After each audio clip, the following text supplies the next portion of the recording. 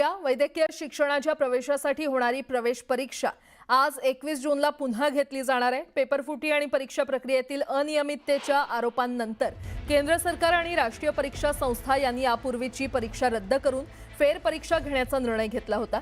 या फेर परीक्षेसाठी देशभरातील सुमारे 22 लाखांहून अधिक विद्यार्थी उपस्थित राहणार आहेत। फेर परीक्षा दुपारी 2 ते संध्याकाळी 5:15 या वेळेमध्ये ऑफलाईन पद्धतीने घेतली जाणार असून यावेळी विद्यार्थ्यांना 15 मिनिटांचा अतिरिक्त वेळ देण्यात आलाय। परीक्षा केंद्रावर कडेकोट सुरक्षा व्यवस्था करण्यात आली आहे। दरम्यान नीटच्या पुनर्परीक्षेच्या पार्श्वभूमीवर देशभरात एक मॉक ड्रिल आयोजित करण्यात आलं होतं।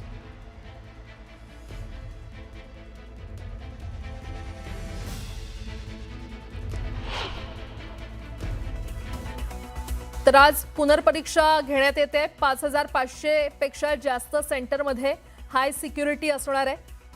2.5 लाख पोलीस यासाठी तैनात करण्यात आलेले आहेत। 15,000 निमलष्करी जवान देखील तैनात करण्यात आलेले आहेत। तर 1.5 लाख अतिरिक्त सीसीटीव्ही कॅमेऱ्यांची नजर असणार आहे।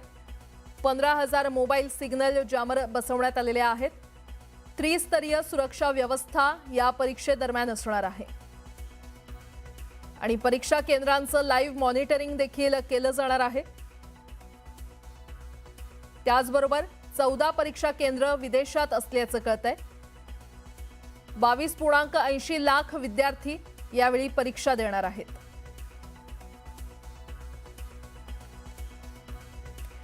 दरम्यान परीक्षा केंद्रात कुठल्या वस्तूंवर परवानगी नाही ते देखील आपण पाहूयात। हे नियम नीट पाळा। उंच हिलची सॅन्डल अलाउड नाहीये। मोठ्या बक्कलचे बेल्ट देखील अलाउड नाहीयेत। जड वजनाचे दागिने, स्मार्ट वॉच, ब्लूटूथ डिव्हाइस देखील अलाउड नाही आहे। त्याचबरोबर मोबाईल आणि इलेक्ट्रॉनिक गॅजेट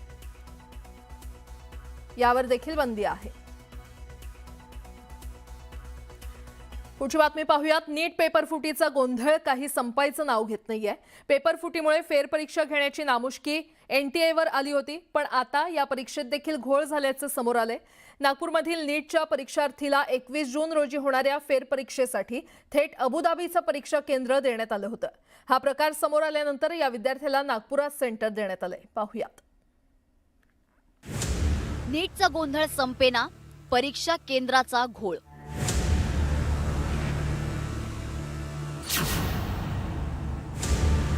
विद्यार्थी नागपूरचा, परीक्षा सेंटर अबुधाबीत। तो कंटिन्यूस रडत आहे। त्याची म्हणजे ती अशी आहे की तो म्हणतो की मला परीक्षा द्यायची नाही। एनटीएच्या कारभारावर प्रश्न चिन्ह।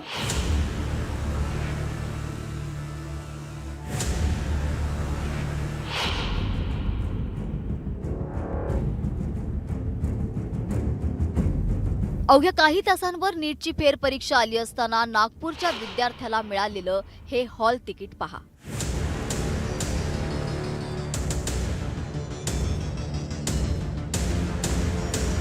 नागपुरात राहणाऱ्या अब्दुल्ला मोहम्मद तालिब या विद्यार्थ्याला चक्क यूएई मधील अबुधाबीचं परीक्षा सेंटर आलं। एनटीए कडून परदेशातील विद्यार्थ्यांसाठी हे केंद्र दिलं जातं, पण देशातील विद्यार्थ्याला थेट परदेशातील परीक्षा केंद्र दिल्यानं पालक आणि विद्यार्थ्यांची भंबेरी उडाली आहे। पण परीक्षा कॅन्सल झाल्यानंतर जे री एक्झाम होऊन राहिला नीटचा, त्याचं जे ॲडमिट कार्ड काल डाउनलोड केलं आम्ही, तर त्याच्यात अबुधाबीचं सेंटर देण्यात आलं।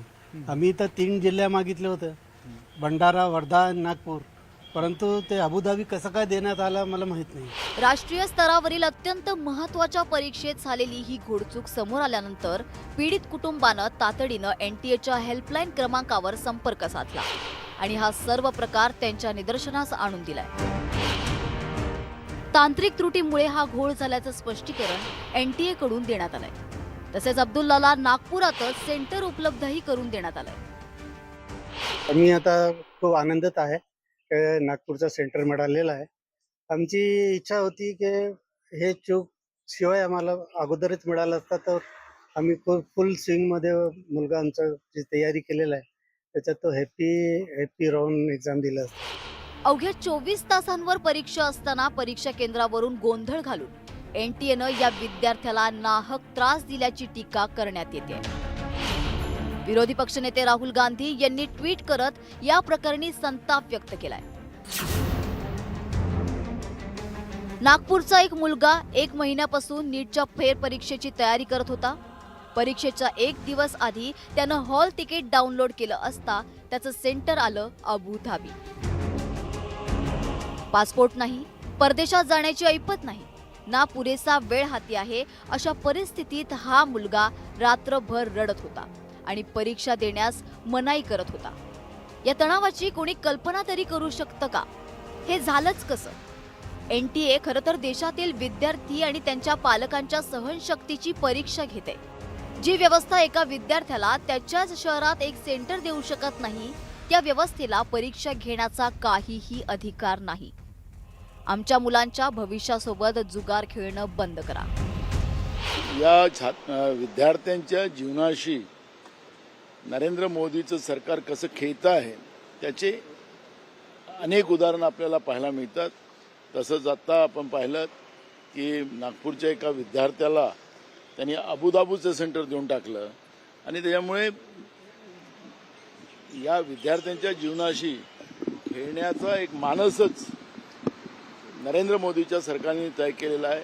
नाही, आता धर्मेंद्र प्रधानला पुन्हा कायम ठेवून त्यांनी नीटची परीक्षा परदेशातच घेतली पाहिजे. देशात घेण्याची गरज नाही, कारण देशात पेपर फुटतात. त्यासाठी तो प्रयोग म्हणून केला असेल की आपल्या देशामध्ये पेपर फुटत असतात, आमची अवकात नाही सांभाळायची. आणि त्यामुळं धर्मेंद्र प्रधानसारख्या मूर्ख माणसाला कदाचित हे वाटलं असेल की हा प्रयोग करून पाहावा, एखाद्या पोराला अबुधाबीमध्ये बसवावं परीक्षेला. काही मीडियाचे रिपोर्ट्स येत आहे की नागपूरच्या विद्यार्थ्याकडे ज्याच्याकडे पासपोर्टही नाही आहे त्याचं जे सेंटर आलं आहे ते अबुधाबीचं आलेलं आहे. आता हा अजून कारभार किती भोंगळ कारभार यांचा चालणार आहे मला काही कळत नाही आहे. आधीच विद्यार्थी आत्महत्या करतायत, आधीच विद्यार्थी खूप टेन्शनमध्ये आहे. तुम्ही री-एक्झामिनेशन घेताय, तुम्ही एअरफोर्सनी पेपर पाठवताय, तुम्ही पॅरामिलिटरी फोर्सेस सगळं लावताय, पण सेंटरचं काय? तुम्ही किती हे असे तुम्ही PR गिमिक्स केले, तुम्ही हे नुसतं एअरफोर्स आणून पॅरामिलिटरी लावून काय अर्थ आहे जर तुम्हाला कुठं सेंटर ठेवावं याचं तुम्हाला भान नाही आहे. गेल्या महिन्याभरापासून देशभरात नीट पेपर फुटीचा प्रश्न ऐरणीवर आलाय. पेपर फुटीनं लाखो विद्यार्थ्यांचं आयुष्यच बदलून टाकलं. अनेक विद्यार्थ्यांनी टोकाचं पाऊल उचलत आत्महत्या देखील केल्या. या घोळाविरोधात कॉक्रोच जनता पार्टीनं आक्रमक पवित्रा घेतला. केंद्रीय शिक्षण मंत्री धर्मेंद्र प्रधानांच्या राजीनाम्याची मागणी कॉक्रोच जनता पार्टीचे अभिजित दिपके यांनी लावून धरली आहे. देशात ठिकठिकाणी कॉक्रोच जनता पार्टीकडून आंदोलन देखील केली जात आहेत. पण असं असतानाही NTAचा घोळात घोळ कायम असल्याचं चित्र आहे. उदय तिमांडेसह ब्युरो रिपोर्ट न्यूज 18 मराठी.